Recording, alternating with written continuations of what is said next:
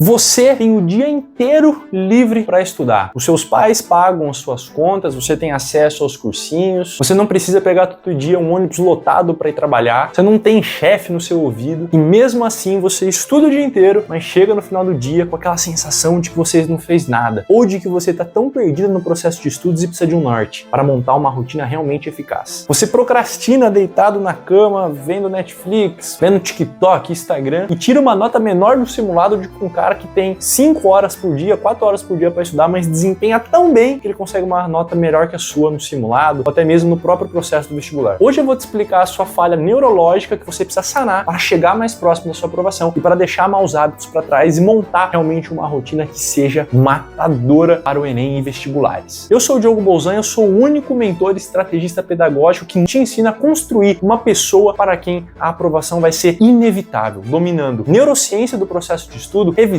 cronograma, treinamento psicológico de elite, treinamento que eu aprendi com psicólogos da seleção brasileira de Taekwondo, uma arte marcial que eu faço há mais de 10 anos, e que eu peguei esses ensinamentos do esporte, coloquei na minha rotina como vestibulando, consegui ser aprovado em mais de 60 federais de medicina e tô aqui para passar tudo isso para você. Só passando para te avisar aqui, se você quer sair da mediocridade e se tornar protagonista nos seus estudos, eu preparei um ecossistema para você aprender sobre neurociência do processo de estudo, treinamento psicológico de elite, um treinamento que eu aprendi com atletas da seleção brasileira de Taekwondo, com psicólogos, para justamente transpondo esses ensinamentos para o processo de cursinho, para você não sofrer com branco na hora da prova, para você saber gerenciar as suas emoções, para você aprender a ter mais foco, controlar a ansiedade e ser motivado pela pressão de se tornar uma pessoa melhor. Eu te ensino a construir uma pessoa e uma personalidade inabalável, te ensinando sobre revisão, cronograma, metodologia de estudo, enfim, biohacking, que é justamente você elevar a produtividade do seu corpo, tornando-se uma pessoa com muito mais foco, disciplina no seu dia a dia. Então, se você está estudando para um curso de alta performance no vestibular, eu recomendo você ver esse ecossistema que eu preparei para você.